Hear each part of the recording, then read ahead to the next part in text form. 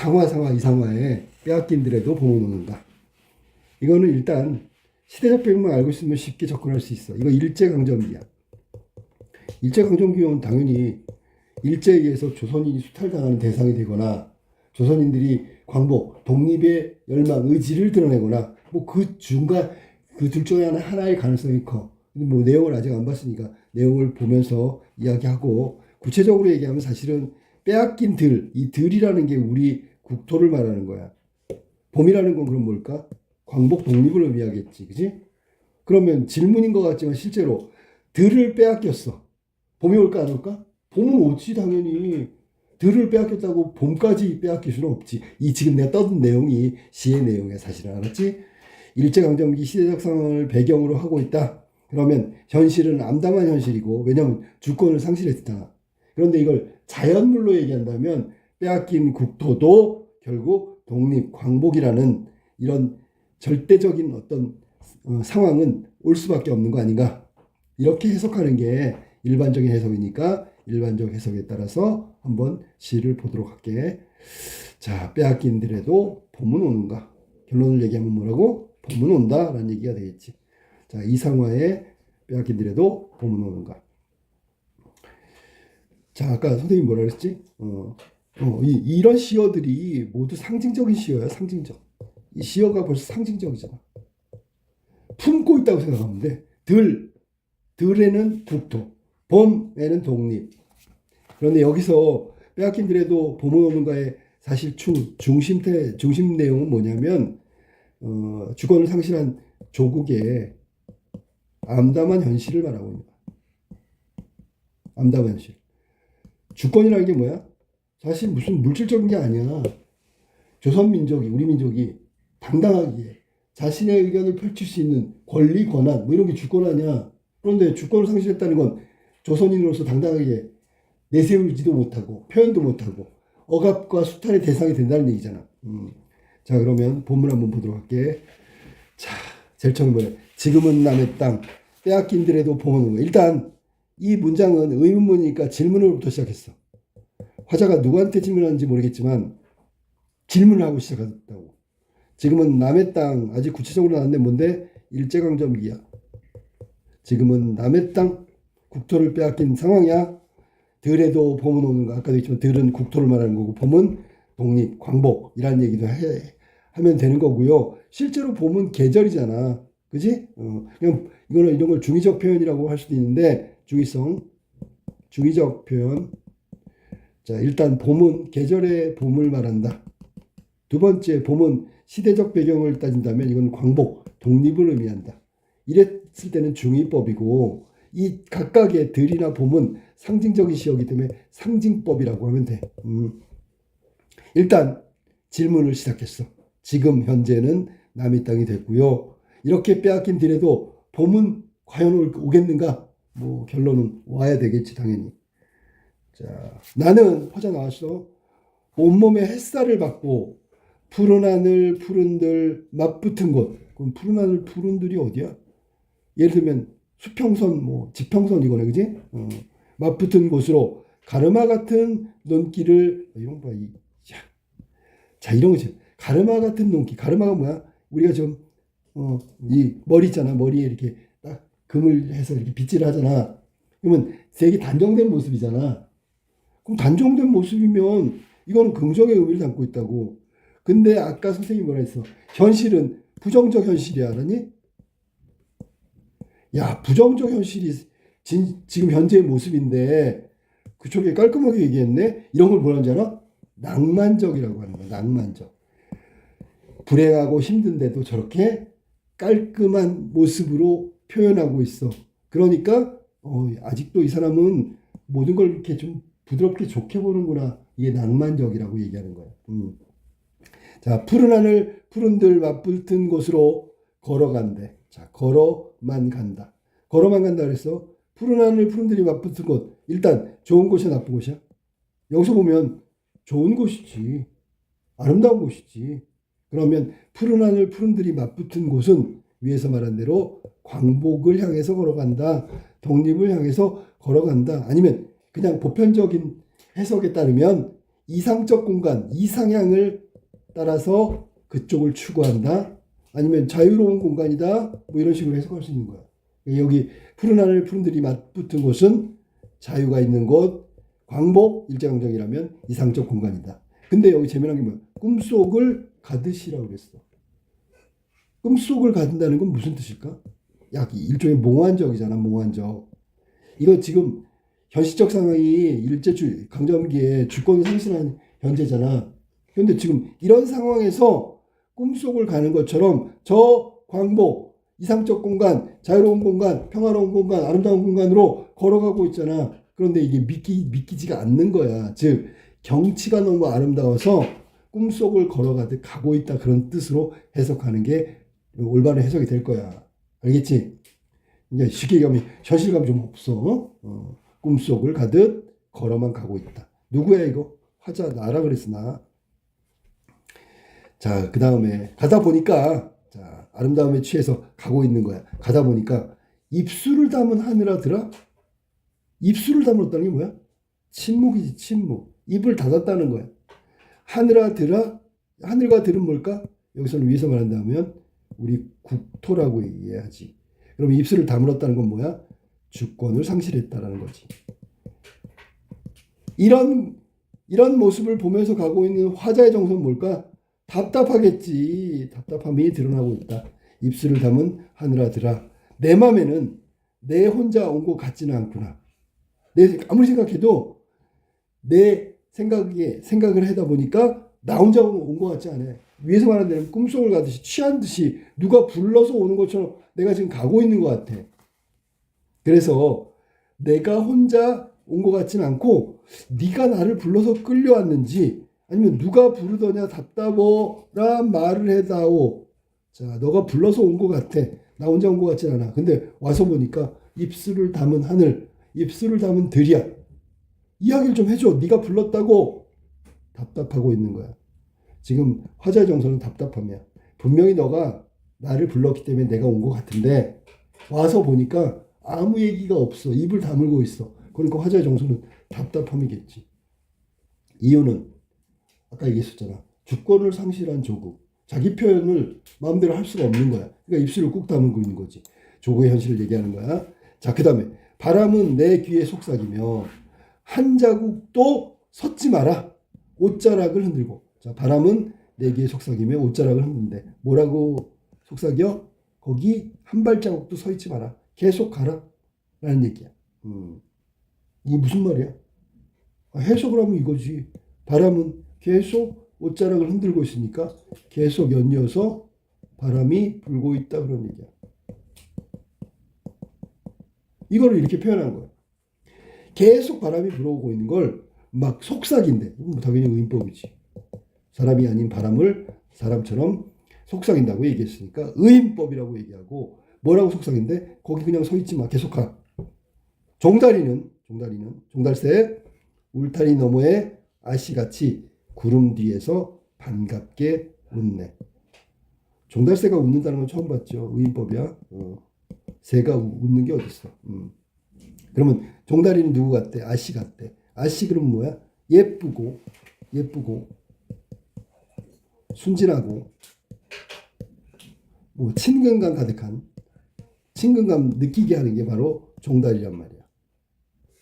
왜냐하면 아씨 같다 그랬으니까. 아씨의 느낌이 이거야. 예쁘고 순진하고 친근해. 그런 느낌이 있는 게 바로 종달새다. 계속 있다 보면 뭐냐면 이 들판을 걷고 있는 화자는 꿈속에 걸어가듯 취해서 가고 있는 화자는 여기서 만나는 모든 대상물이 이게 다 국토에 있는 것들이야. 종달이건 바람이건. 이해됐지 무슨 말인지? 지금 우리 땅 들판을 걷고 있는 화자, 거기에 마주치는 것들은 모두 국토를 구성하는 것들이란 말이야. 그러니까 당연히 조선 사람 입장에서는 일제강점기의 부정적 현실이지만 얘네들은 다 반갑단 말이야. 좋은 것들이란 말이야. 자, 뭐라 그러냐? 고맙게 자란 보리밭. 이것도 국토를 구성하는 종다리하고 바람하고 다를 바가 없는 거야. 이해됐지? 고맙게 자랐대. 이것도 의인화됐어. 의인법이야. 보리밭이 고맙게 자라는 건 아니지. 의인법이라고. 간밤 자정이 넘어 내리던 고운 비로, 역시 비도 마찬가지야.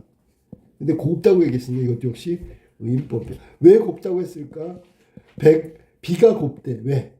비가 내리면 어떤 일이 벌어지는데? 땅에 생기를 불어넣으니까. 생기. 활력을 주니까 고맙다고 얘기하는 거야. 그러면 땅이 생기를 찾는다. 에너지를 찾는다. 그럼 이건 땅은 바로 국토를 의미하는 거잖아. 들판이고 국토. 우리의 땅, 우리의 들판을, 우리의 국토를 생기 가득하게 만들어주니까 고운 비 고맙다라고 얘기한 거야. 자, 곱다라고 얘기한 거지. 너는 의인화시킨 거고, 3단 같은 머리를 감았구나. 3단 같은 머리가 뭐야? 3단 같은 머리, 이게 보리밭이잖아, 보리밭. 3단 같은 머리를 감았구나. 일단 감탄을 하고 있는데, 무엇을 감탄하냐면, 이게 예쁘다라는 뜻이니까 좋은 의미로, 좋은 의미, 좋은 것, 예쁜 것, 단정한 것, 3단 같은 머리. 이렇게 좋은 의미라고 이야기하고 감탄하는 이유가 뭐냐면 화자는 지금 국토에 대한 애정을 드러내고 있는 거야. 애정. 그러니까 3단 같은 머리를 감았구나. 내 머리조차 가뿐하다. 3단 같은 머리 보리밭. 내 머리 인간. 화자잖아. 동화지 동화. 자, 3단 같은 머리 예쁘게 빗은 머리. 그걸 보면서 내 머리까지 가뿐하대. 동화라고 얘기하는 거야. 자, 그 다음에 봅시다. 혼자라도 가쁘게나 가자. 혼자라도 가쁘게 가재. 혼자 가도 상관없다는 얘기지. 그럼 혼자 어딜 가는데? 아까 보면 푸른 하늘, 푸른 들판이 마땅한 곳이니까 그걸 얘기한다면 독립이라고 생각하면 나 혼자 독립에 대한 열망으로 나아가도 나는 가쁘다 그랬으니까 가쁘게나 가자. 기분 좋게 가자. 가볍게 가자. 뭐 이런 얘기야. 마른 논을 안고 도는 착한 도라. 이거 다 여기 애정 어린 표현들이 나오잖아. 도랑이 있잖아. 개울인데 착하다고 얘기했어. 뭐 의인화는 당연한 거고. 왜 착할까? 마른 논에 물을 공급하니까. 아까 볼까? 고운 비. 착한 도랑. 비가 오면 땅에 생기, 활력. 착한 도랑은 논에 물을 대는 거야. 그러면 뭐가 의미가 있잖아. 그리고 표현을 곱다라고 얘기했고 착하다고 얘기한 거야. 그 다음에 젖먹이 달래는 노래를 하고 제 혼자 어깨춤만 추고 가네. 자, 구체적으로 얘기하면 뭐야? 도랑물이지, 도랑물. 도랑물이 어떻게 흘러? 이렇게 노래를 하면서 춤을 추면서 가고 있대. 도랑물의 모습이라고 해도 되고 아니면 소리라고 해도 되고 이런 걸 갖다가 이렇게 활기차게 표현했어. 이건 무조건 좋게 표현한 거야. 지금 나오는 모든 것들은 국토를 이루고 있는, 그러니까 국토에 대한 애정을 느끼게 해주는 구체적인 사물들이란 말이야. 자, 그 다음에 나비야 제비야 깝치지 마라. 뭐 깝치지 마라, 나대지 마라, 싸대지 마라, 그런 거야. 나서지 마라. 맨드라미 들맞고 애도 인사를 해야지. 또 아까 나왔던 거 이거 뭐야? 이런 거 다 국토를 구성하는 거야. 이해됐지, 그지? 얘네들 봐봐. 어떤 거 봐? 나서지 말고 깝치지 말고 맨드라미 들맞고 인사를 해야지. 그러니까 마구 날아다니지 말고 할 거를 하란 말이야. 인사라고. 아주까리 기름을 바르니 누군데? 이거 대유법이라고 해도 되지? 대유법. 아주까리 바르니는 뭐야? 조선인이고 특히 여성을 말하는 거겠지. 아주까리 기름이 머리 기름이거든. 아, 그러면 이것도 마찬가지야. 3단 같은 머리, 이것도 여성적이라고 해야지. 국토를 여성성을 가지고 얘기한 거야. 예쁘다. 그럼 남자보다는 여자니까. 아주까리 기름을 바르니도 조선인, 조선의 여성, 여인의 이미지, 여성의 이미지를 드러낸 거야. 이게 뭔데? 국토지 뭐야.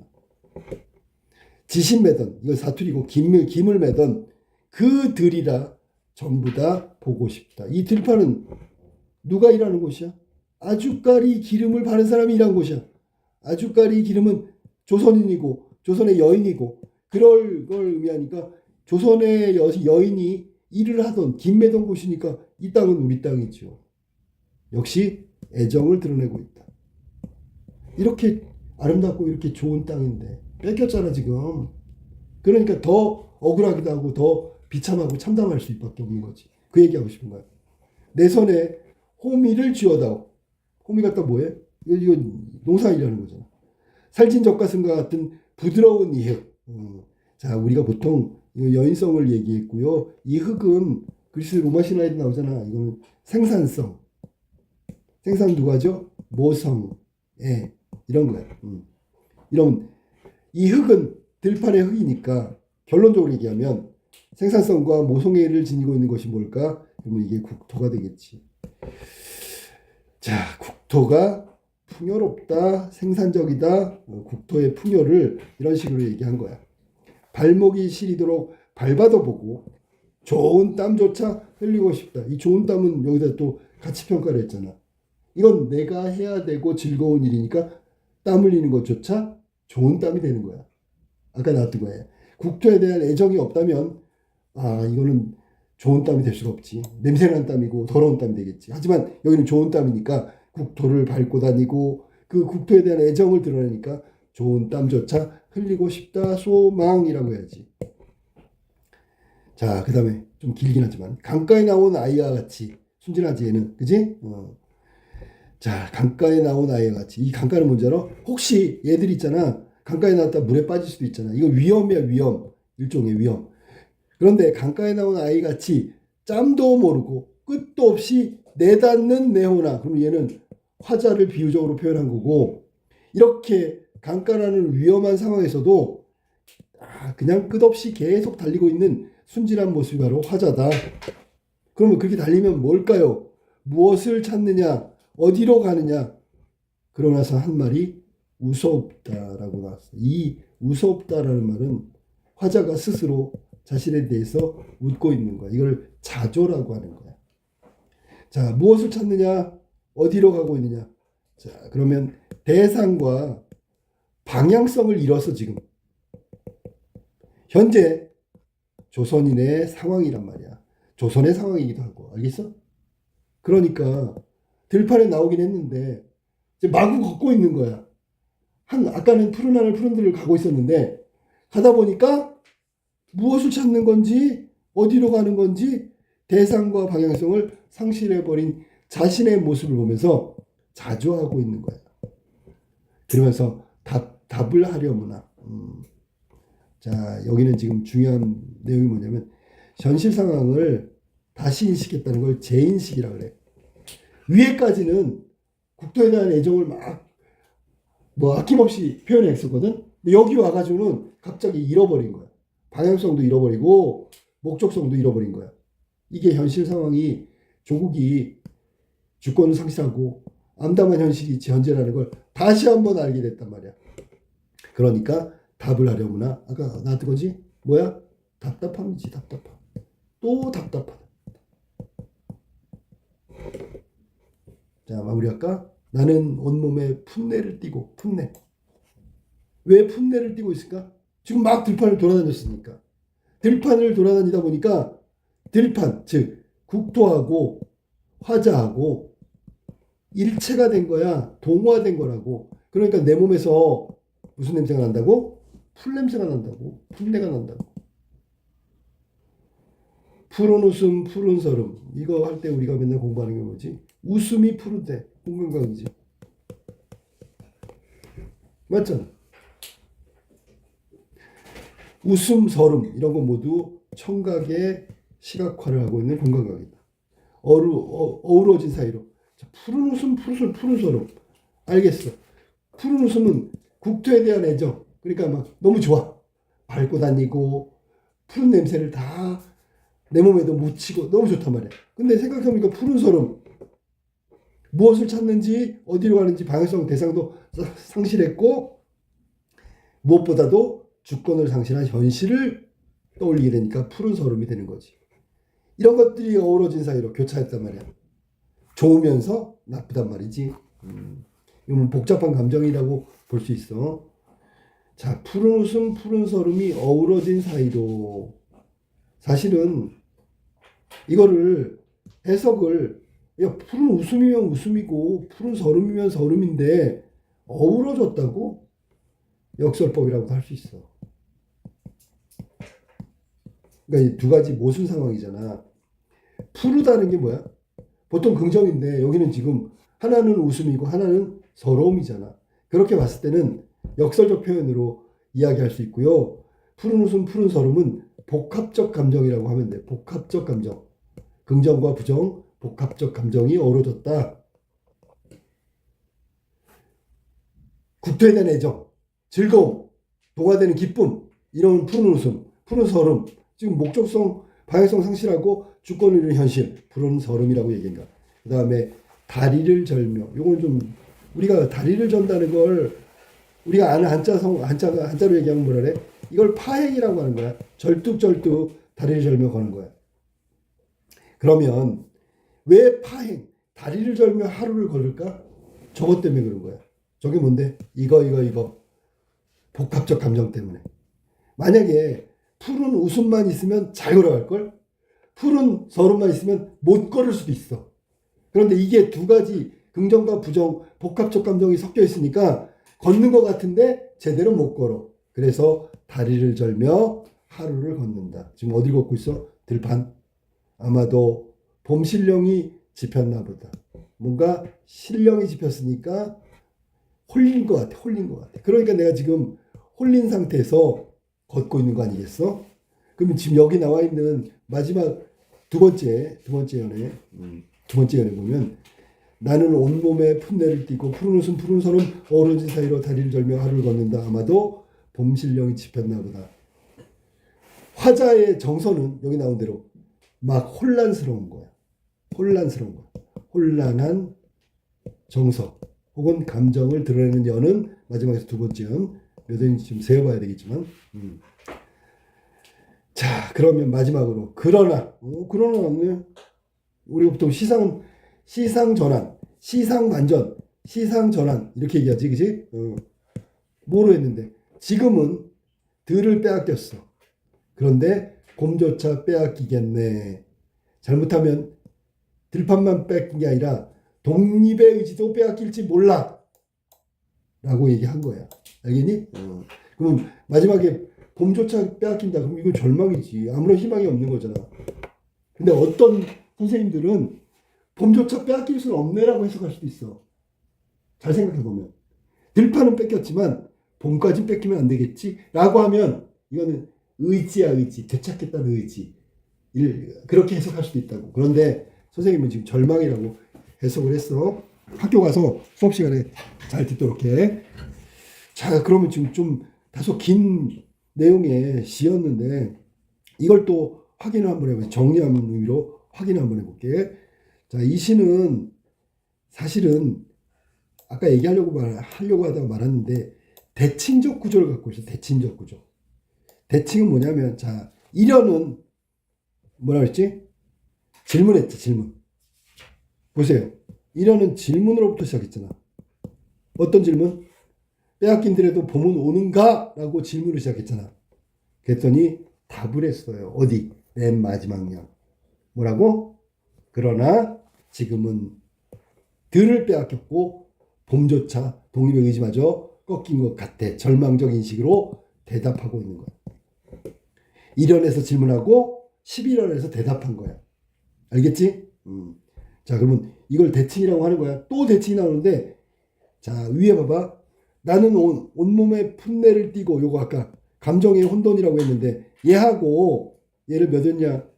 자, 종류 한번 보자. 얘는 11연. 얘는 10연. 10연하고 대칭이 되는 게 뭐냐면 2연이야, 2연. 여기 나왔네. 2연. 나는 온몸에 햇살을 받고 이거. 나왔지? 이게 2연이거든? 2연하고 끝에서 두 번째 10연하고 형태가 똑같아. 이 말이 뭐야? 딱 접으면 포개진다고.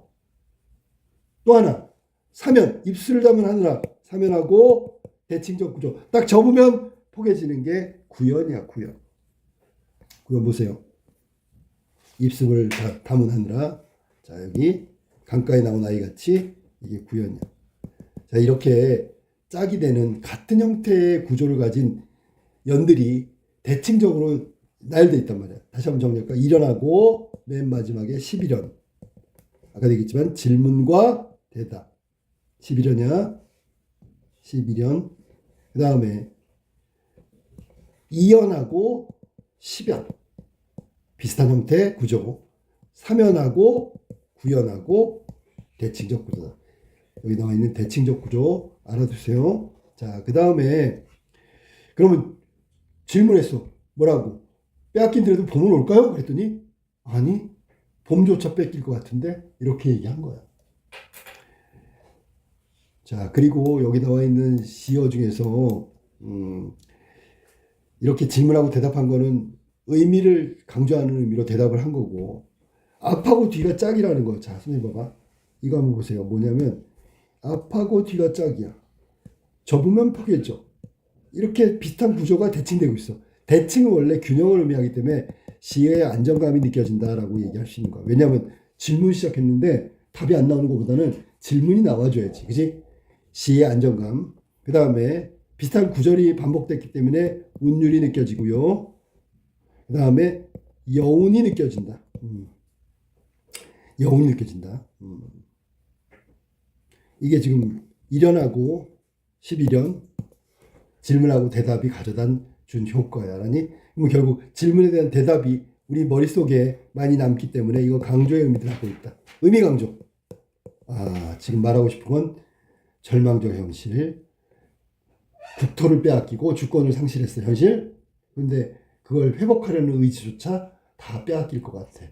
절망적 현실 강조하고 있는 거예요. 자, 그 다음에 이것도 정리하세요. 뭐냐면, 자, 시어 중에 빼앗긴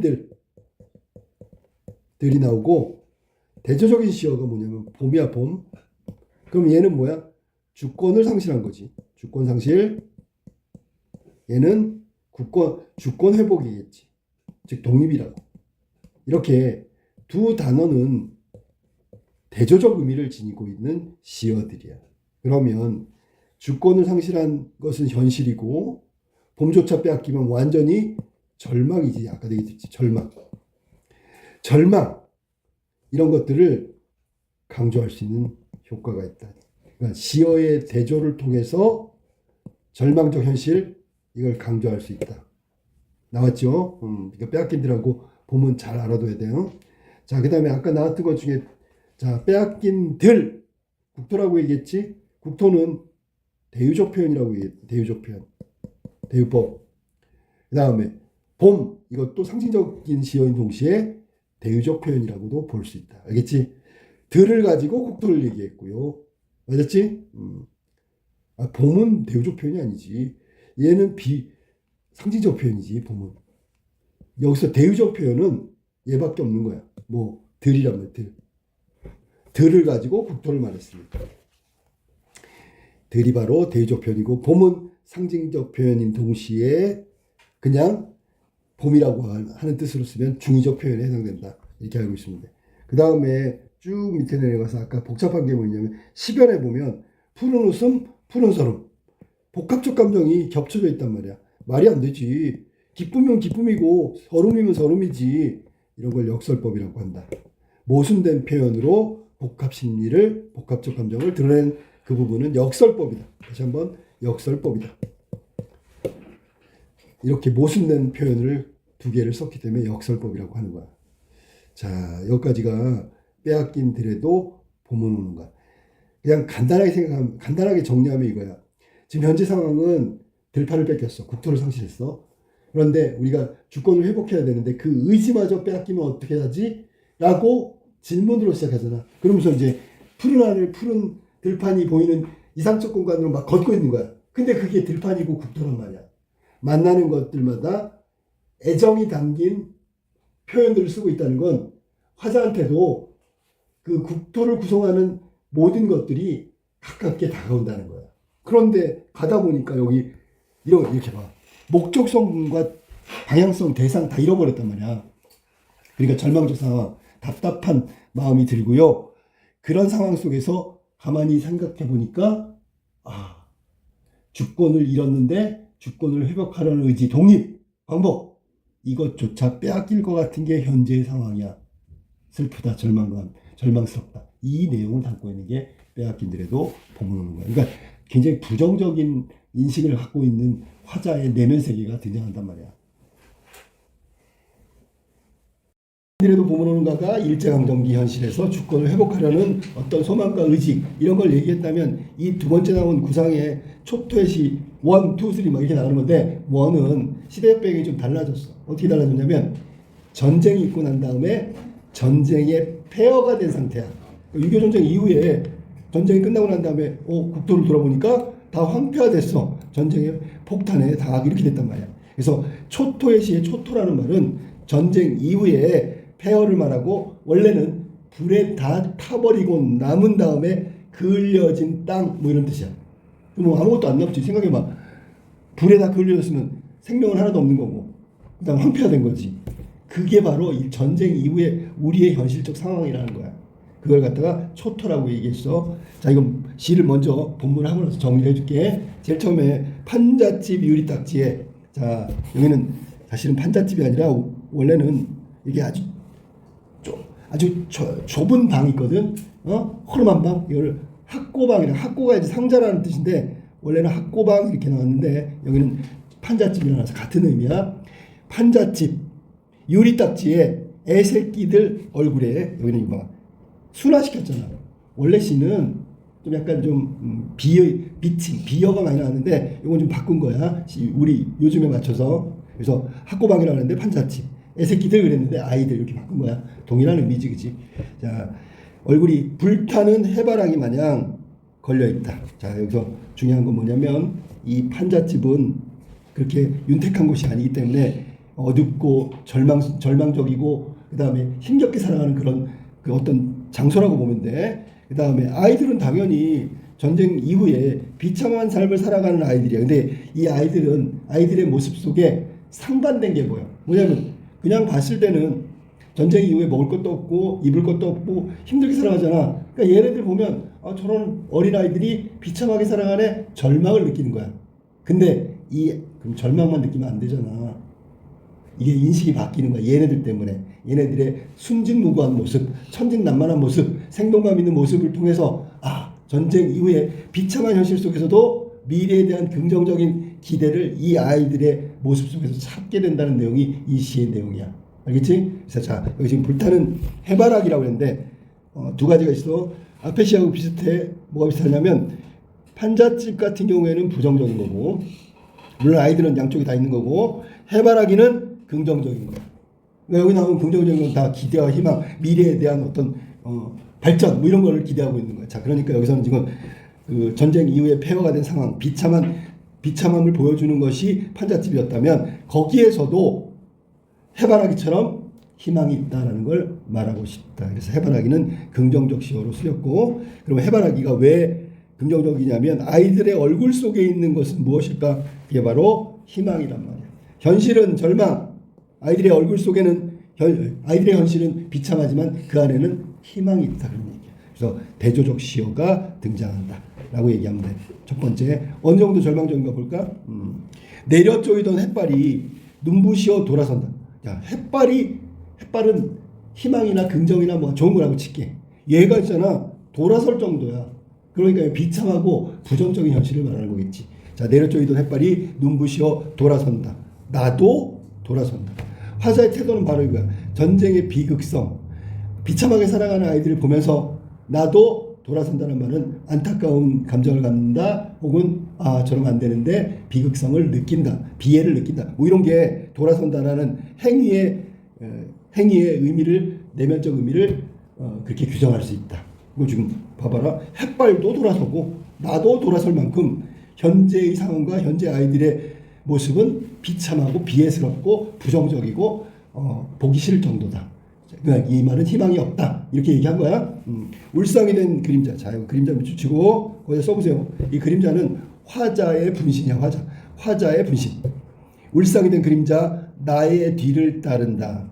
그러면 내가 가면 그림자가 땅에 비치고 나를 따라오는 거잖아. 그러니까 그림자는 또 다른 화자의 분신 정도로 생각하면 돼. 그리고 여기서는 전쟁의 비참함에 대해서 절망적이고 희망이 없고 햇발이 돌아서고 나도 돌아설 정도의 어떤 부정적 현실이다. 그리고 울상이 된 그림자, 나와버렸잖아요. 이거. 화자의 정서는 지금 울상이 됐단 말이야. 이 말은 슬프다, 안타깝다, 비애 뭐 이런 것들이야. 응? 나의 뒤를 따른다. 그 다음에 이 현실에 대한 인식이 이렇단 말이야. 어느 접어든 골목에서 걸음을 멈춘다. 이 행동이야. 그 다음에 잿더미가 소복한 울타리. 이 잿더미는 뭘까? 아까도 초토가 불에 그을리고 다 타버린 땅이라고 그랬는데 이 잿더미가 말하고 싶은 것은 위에서 말한 판잣집하고 동일하다. 야가 동일한 거야. 부정적인 거야. 그 다음에 위에는 해바라기라고 했지만 여기는 개나리가 망을 쳤다. 이거 봐. 잿더미가 소복한 울타리였지만 그 안에는 노란 개나리꽃이 피어 있는 거야. 절망 속에 있는 한 줄기 빛. 이 정도 생각하면 되겠지. 그 빛이 바로 개나리고 해바라기란 말이야. 그러니까 현실적 상황은 너무 암담하다고 절망 가득하고 부정적이야. 하지만 그 안에도 찾아보니까 아이들의 얼굴, 그 다음에 잿더미가 소복한 울타리에서 개나리를 보고 해바라기를 보고 희망을 봤단 말이야. 자, 여기 지금 사면 왔어. 사면에서는 내가 그 얘기했던 게 무슨 영화인데 절망 속에 부르는 한 줄기 빛 뭐 이런 뭐 그런 영화 제목이 있었던 것 같아. 아니면 절망 끝에 부르는 노래 뭐 이런 거 있어. 그 노래 빛 이거에 해당되는 게 개나리 해바라기 이런 거란 말이야. 그럼 여기서는 화자는 현실은 절망적이지만 희망을 본 거고 앞으로 미래를 본 거고 긍정을 봤다 그런 얘기야. 이게 지금 절망적 현실 끝이다 이건 아니다라는 얘기야. 됐죠? 자, 그 다음에 그러면 여기서 지금 잿더미 소복한 울타리에서 개나리를 봤어. 희망을 봤다. 그러면 여기서부터는 뭐라 그래야 되냐면 시상 전환이 나왔다라고 얘기하면 돼. 절망만 있는 것이 아니고 부정적 현실이긴 하지만 바뀌었단 말이야. 희망으로 바뀌는 거지. 어떻게? 저기 언덕을 내려 달리는 소녀의 미소. 봐봐. 얼마나 예뻐. 앞니가 빠져 있어. 귀여워 죽겠네. 죄 하나도 없다. 그러면 비참한 현실, 부정적 현실은 얘네들이 만든 게 아니란 말이야. 오히려 얘네들의 모습. 그 속에서 절망이 아니라 희망, 미래, 기대 이런 것들을 느낄 수 있다 그런 얘기야. 자, 그 다음에 넘어갈까? 모습을 잘 봐봐. 나는 술에 취한 듯 흥그러워진다. 나는 술에 취한 듯 흥그러워진다. 중간에 여기 지금 내용이 사실은 빠졌어. 뭐가 빠졌냐면 젠이라고 해서 전쟁 때 이 화자가 만난 순수한 소녀가 있었거든. 이 내용이 빠졌네 여기 지금 보니까. 나는 술 취한 듯 흥그러워진다. 여기서 흥그러워진다는 흥이 뭐야? 흥겨움을 말하는 거야. 나는 술에 취한 듯. 비유적 표현. 나는 술에 취한 듯. 자, 지금 현실은 절망적인데 흥그러워지는 건 이건 제정신이 아니잖아. 무슨 말인지 알겠지? 현실은 절망적 비참함인데 흥그러워진대. 그럼 이건 미친 거잖아. 정상이 아니잖아. 마치 술에 취한 것처럼. 이유는 절망 속에서도 희망을 받기 때문에 나는 흥그러워진 거야. 그림자, 아까 화자의 불신이라고 했는데 웃으며, 아까 울상이었는데 이거 봐. 태도나 심리가 변했죠. 그지? 앞장을 선다. 앞으로 나아간다. 그럼 결국 기대와 희망을 느끼게 된다. 중간에 생략된 부분도 있고 시어도 살짝 바꿨는데 이거는 이제 순화해서 요즘에 맞게 바꾼 건데 학고방이라는 말도 사실은 일본 말이잖아. 그러니까 이걸 판잣집으로 바꿨고 그 다음에 또 바꾼 게 뭐 있지? 비어났지 애새끼들 이걸 갖다 아이들로 바꾼 것 뿐이야. 그 다음에 중간에 첸이라는 소녀에 대한 이야기가 나와야 되는데 요 한 연이 생략됐어. 자, 그러면 이 시를 읽고 난 다음에 초토 6.25 전쟁 이후에 황폐화된 우리나라 이게 현실이거든. 그거에 대한 암담함을 얘기하면서 시작했는데 끝은 어떻게 했어? 기대와 희망으로 바뀌었지. 그 기대와 희망이라는 미래는 누구로부터 온다고? 아이들, 순진한 꼬마 아이들. 얘가 미래의 주역이고 얘네들의 모습을 보니까 순진하고 뭐 귀엽고 그다음에 밝고 천진하고 생동감 있고. 왜 생동감 있냐면 절망의 현실인데도 거기 구김살이 없는 거야. 얘네들이 뭐 고민하고 고통스러워하지 않는 것 같아. 그러니까 나중에 얘네들이 주인공이 되는 미래는 밝고 긍정적일 것이다 라는 얘기야. 자, 그러면 이거 정리를 해볼까? 첫 번째 화자는 현실에서 뭘 느낀다? 전쟁의 비참함을 느낀다. 이게 시작이야. 전쟁 이후에 초토화 된 국토를 보면서 비참함을 느끼는 거야. 화자는 나고요. 자, 그 다음에 화자가 한 행동은 뭐냐면 먼저 이제 시선인데 아이들을 본 거지. 그 판자촌에 있는 아이들을 본 거지. 그치? 처음에는 현실을 보고 황폐화된 현실을 보고 판잣집을 봤는데 그 다음에 아이들을 보면서 희망을 얻었고 앞으로에 대한 기대를 느꼈단 말이야. 대립적인 시험 많이 나오는데 대조적인 시험도 나오는데 이건 잠깐 일단 하기로 하고 화자의 태도는 울상에서 흥그러움으로 바뀌었어. 태도와 인식 이런 것들이 부정에서 긍정으로 달라졌다. 이렇게 얘기할 수 있겠지. 자, 그러면 여기 시어를 가지고 화자를 나타내는 건 여기서는 그림자였거든. 그림자. 이 그림자가 처음에 울상이었는데 뒤로 가니까 그림자가 웃고 있다. 이제 부정에서 긍정으로 바뀌었다는 걸 구체적으로 드러내는 거야. 자, 시어 한번 볼까? 나쁜 것부터 한번 볼래요? 자, 이거 할게. 판자집 부정적 시어. 두 번째 쭉 나오면 잿더미 부정적 시어. 그 다음에 요것도야, 요거 유리딱지, 요것도 부정적 시어다. 판잣집에 유리딱지가 나왔잖아. 유리딱지는 여기서는 유리가 하나 이렇게 있으면 온전하지 않아서 다 깨진 것들 말하는 거야. 전쟁이 나면 폭탄이 떨어지고 다 건물도 망가지고 부서지잖아. 그런 흔적이니까 부정적 시어라고 볼 수 있어. 그러면 요거에 반대되는 시어들도 여기 등장한다. 뭐가 나오나 볼까? 우리가 아까 했던 대로라면 해바라기 나왔지. 그 다음에 다음 뭐야? 개나리가 나와야지. 이거 긍정이다. 그 다음에 또 찾아볼까? 여기는 없지만 미소가 나오고요. 그 다음에 또 하나가 있는데 어디냐? 있다. 햇발도 희망과 기대라고 보면 돼. 그래서 네 가지가 나온다. 첫 번째 해바라기, 개나리, 미소, 햇발. 요거는 긍정적 시어고, 요거하고 대조적 시어로 나온 게 판잣집, 잿더미 뭐 정도, 유리딱지까지 세 가지가 나온다. 이게 대조야, 대조. 뭐라고? 대조적 시어. 대조적 시어가 나왔어. 그 다음에 그림자는 지금 화자의 내면을 보여주는 것이고, 울상이 됐다가 웃으며 앞장섰으니까 부정에서 긍정인데, 부정은 왜 부정일까? 그러면 전쟁 이후에 황폐화된 현실에 대한 인식이 부정적이야. 그리고 긍정, 웃으며 앞장서는 그림자는 화자의 낙관적인 태도, 앞으로의 기대, 미래의 희망, 아이들 속에서 찾았다는 뜻이야. 그러면 결국은 화자의 내면 의식은 달라졌다. 부정에서 긍정으로. 됐죠? 자, 그러면 여기 나와 있는 데라면 사물은 부정적인 것에서 긍정적인 것으로 바뀌었잖아. 그지? 그 사물을 통해서 인식, 감정을 드러내고 있으니까 간접적이다. 이렇게 얘기하면 돼. 간접적으로 감정을 드러내고 있다. 뭐를 수단으로? 사물을 수단으로. 됐죠? 그러면 대조적인 시어, 대조적인 이미지를 활용해서 주제의식을 드러내고 있다. 그다음에 시상 전환하는 부분, 이 부분이 시상 전환이 되겠죠. 이게 초토의 시 193의 작품이다. 봅시다. 1번. 기억부터 미음에 대한 이해로 적절하지 않은 거. 자, 앞에 봐봐. 기억이 뭐야?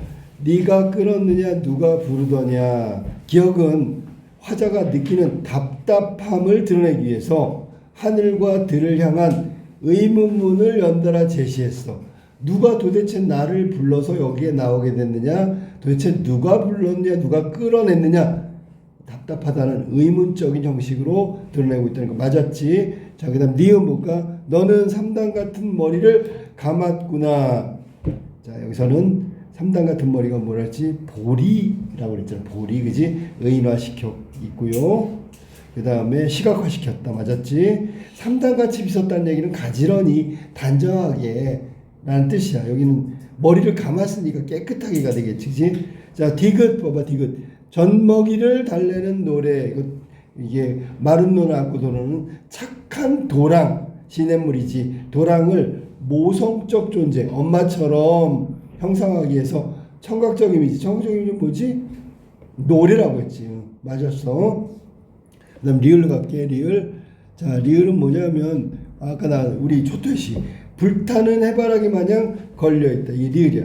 리을은 공간의 누참에 대비되는 아이들의 얼굴 속에 생동감도 있고요. 밝고 명랑한 것도 있고요. 뭐 아무튼 그런 모습이 걸려있다. 지규법을 사용했다. 해바라기처럼 해바라기 마냥 비슷하다는 얘기야. 자, 그럼 정답은 5번이 틀렸네. 미음과 함께 나도 돌아서는데 아까 뭐라 했어? 역시 부정적인 것이라 했지. 돌아서는 햇발과 마찬가지로 현실을 달관이 아니죠. 달관이라면 이런 거야. 지금의 현재 상황은 어쩔 수 없어. 늘 있었던 거야. 아무 어떤 마음속에 어떤 새로운 게 없는 거야. 근데 여기는 지금 부각하기 위해서 달관의 태도는 아니고요. 지금 현실에 대한 부정적 태도를 드러내고 있는 것이다. 화자는 햇발도 돌아섰으니까 나도 돌아섰다고 얘기했어. 부정적인 어떤 것들을 이야기하는 것이 맞다. 그래서 여기 미음 같은 경우 아이들한테 대해서 전쟁의 폐허만을 남겨준 어른으로서 본다면 미안함과 부끄러움도 그 내면 심리로 작용하고 있는 거야. 그러니까 일을 크게 저지르면 이걸 대책이 없으니까 마치 외면하듯이 아무것도 해줄 수 없으니까 그런 마음도 요 안에 포함되어 있다는 거지. 달관의 태도가 뭐야? 달관은 뭔지 알아? 나그네가 있잖아. 길을 떠났어. 세상을 달관한 거야. 세상 일에 관심도 없고요. 세상 일은 어쩔 수 없는 거고 그냥 그런 거에 세상 일이야 그러면서 그냥 유유자적한 태도로 넘어가는 걸 달관이라고 하는 거야. 여기는 돌아섰다는 것 자체가 달관의 어떤 그 거리감 이런 것들이 아니라 오히려 거리감이 가까우니까 미안함, 부끄러움 뭐 이런 것 때문에 외면하는 뜻이 다른 데로 돌아섰다 그런 뜻이야. 달관의 의미는 아니다. 자, 그 다음에 2번으로 갈게. 채점에 A와 B에 대한 설명으로 가장 적절한 걸 찾아봅시다. A가 뭐냐면 A 앞에 보세요. I. 강가에 나온 아이. 두 번째 여기도 이제 아이가 나오겠지. 소녀가 나왔네. 자, 두 가지를 봅시다. A 가장 중요한 A는 정적인 상태를 유지하는 존재, B는 역동적 움직임을 보이는 미소를 지었다고 역동적인 건 아니죠. 역동이라는 건 생기발랄하고 행동, 모습 이런 것들이지 미소까지 미소를 지은 것을 역동적이라고 말할 수는 없다. 알겠지 무슨 말이지? 그 다음에 강가에 나온 아이를 본 거야. 본 거야. 강가에 나와 있는 것은 움직이는 존재가 아니라 정적인 존재야. 거기에 서 있는 아이를 보고 내가 본 거니까 화자가. 그리고 강가에 막 뛰어났다. 언덕을 막 내려간다. 그거는 동적인 거니까 역동적이라고 봐야죠. 그래서 역동적인 모습 A는 역동적인 모습으로 볼 수도 있다. 하지만 B는 아니다. 알았지? 오히려 지금 바뀌었구나. 지금 생각해보니까. 바뀐 거야. 이렇게 하면 맞다고. 2번. A는 철없는 행동에 빠져있는 화자 자신을 B는 순진무가 이거 정답이 2번이네. 그치? 강가에 나온 아이처럼 이란 얘기잖아. 강가에 나온 아이처럼. 그 말은 화자 자신을 위험한 상황인 강가에 나온 아이들처럼 표현하고 있단 말이야. 국토가 너무 아름다워서 감격에 빠져서 짬도 모르고 끝도 없이 여기까지 왔단 말이야. 그냥 계속 걸었던 거잖아. 취해서. 그게 바로 아무런 위험인식을 모르고 강가에 나온 아이들하고 동일시한 거란 말이야. 화자 자신을. 그러니까 철없는 행동에 빠져있는 화자 자신을 얘기한 것이 바로 강가에 나온 아이들이고 순진무구한 모습 이건 화자가 관찰한 대상이죠. 정답은 2번이 정답이다.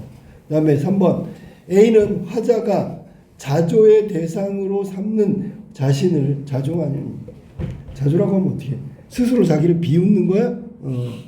여기는 자조로 잠깐만 위에 시어를 보니까 또 이거 자조라고 할 수 있네. 우서없다가 아까 있었잖아. 미안, 이거는 자조의 대상을 볼 수 있네. 우서없다. 내가 지금 한 행동에 대해서 생각하면 우서없다. 답을 좀 해달라. 내가 한 행동이 옳으냐, 잘못됐느냐, 맞느냐, 뭐 이런 것들 갖다가 자조적인 자신을 가리킨다라고 볼 수 있고요. B는 화자가 동경하는 또 다른 자신의 모습은 아니고요. 그 다음에 A와 B는 모두 화자의 감정이입이 되어 있다. A는 자신의 어떤 모습 이런 것들을 빗대어서 표현한 건 맞는데 B는 절대로 아니죠. 그 다음에 A와 B 모두 비극적 결과에 대한 책임으로부터 자유로운 존재 둘 다 아니다. 이건 해석이 완전히 틀렸어. 알았니? 자, 그 다음에 비극적 결과에 대한 책임으로 미안해. 왜 이러냐 오늘? B는 맞았잖아. 얘 아까 선생님 뭐라 했어? 이 비극적 결과는 누가 만들었어? 이건 어른들이 만든 거야. 그러면 소녀는 아무런 책임이 없지요. 그런 의미로 본다면 자유로운 존재를 볼 수 있다. 해석 조심해야 되겠다. 깊이 생각해. 이건 A가 아니고요. 이건 B가 아니고요. 정답은 2번이 정답이다. 각각 아무 생각 없이 나온 위험을 인지하지 못하는 화자 자신과 순진무구한 모습의 소녀라고 얘기합니다. 3번으로 볼게요. 보기를 참고하려 가나를 이해한 내용이다. 적절하지 않은 건 보기 보세요. 요거 앞에하고 뒤하고 매치시켜야 되잖아. 우리 민족의 공동체가 근현대사를 크고 작은 고통을 나타낼 때 여러 시인들은 현실인식이 반영된 작품의 흔적을 나겠다. 가는 일제강점기, 나는 6.25전쟁 직후. 이게 다 설명했던 거잖아. 자, 그럼 밑에 한번 볼까? 가에서 한자옥도 솟지 마라, 깝치지 마라. 우리 민족 공동체가 상실된 국권을 되찾아 상징적 의미로서의 봄을 속히 맞이하기 위해 어겨서는 안 되는 것에 대한 인식이 드러난 식구다. 틀렸죠? 여기서 한자옥도 솟지 마라는 바람이 있잖아. 화자의 옷자락을 흔들어대는 걸 말하는 거고, 깝치지 마라, 너무 급하게 재촉하지 마라, 그런 의미를 담고 있는 거다. 알았니? 그럼 결국은 여기 나와 있는 화자가 국토를 밟고 지금 취한 듯이 가고 있는 이런 감격을 얘기하는 거지, 여기는 어겨서는 안 되는, 봄날에 어겨서는 안 되는 것을 말하는 것은 아니다라고 해석해야 되는 거야. 알겠지? 자, 결국은 이거 지금 주권을 상실한 상황에서 주권을 회복하는 것에 대한 의미를 이야기하는 거야. 속히 맞이해야 된다. 즉 어겨서는 안 되는 것이 아니라 우리가 맞이해야 되는 것에 대한, 즉 국토의 회복, 주권의 회복, 뭐 이런 것들에 대한 이야기를 하는 것이다. 이거 잘못된 해석이야. 1번 틀렸어. 2번부터 봐봐. 여기 다 아까 해석했던 건데, 이게 봐봐. 암담한실이 이게 공존했다. 뭐가 공존? 긍정과 부정이 공존하고 있다고. 부조화됐어요. 쩔뚝쩔뚝 걷고 있는 거야.